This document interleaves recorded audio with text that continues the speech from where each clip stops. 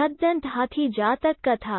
हिमालय के घने वनों में कभी सफेद हाथियों की दो विशिष्ट प्रजातियां हुआ करती थीं, छद्दंत और उपौसत। छद्दंत हाथियों का रंग सफेद हुआ करता था और उनके 6 दांत होते थे, ऐसा पाली साहित्य में उल्लिखित है। छद्दंत हाथियों का राजा एक कंचन गुफा में निवास करता था। उसके मस्तक और पैर माणिक के समान लाल और चमकीले थे।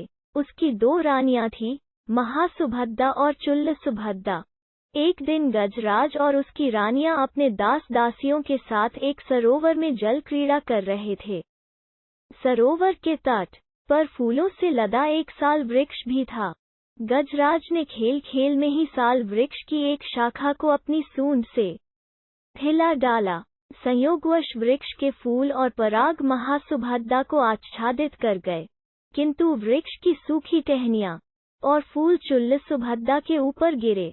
चुल्लसुभद्दा ने इस घटना को संयोग न मान स्वयं को अपमानित माना। नाराज चुल्लसुभद्दा ने उसी समय अपने पति और उनके निवास का त्याग कर कहीं चली गई। तात छद्दंतराज के अथक प्रयास के बावजूद वो कहीं ढूंढे नहीं मिली। कालांतर में चुल्लसुभद्दा मरकर मद्र राज्य की राजकुमारी बनी और विवाहोपरांत वाराणसी की पटरानी। किंतु छद्दंतराज के प्रति उसका विषाद और रोष इतना प्रबल था कि पुनर्जन्म के बाद भी वो प्रतिशोध की आग में जलती रही। अनुकूल अवसर पर उसने राजा से छद्दंतराज के दंत प्राप्त करने को उकसाया।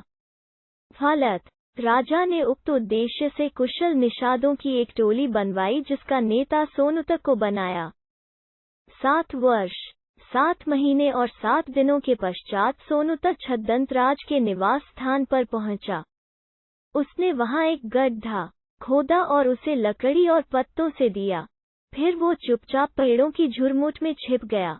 छद्दंतराज जब उस गड्ढे के करीब आया तो सोनुतक ने उस पर विष बुझा बाण चलाया।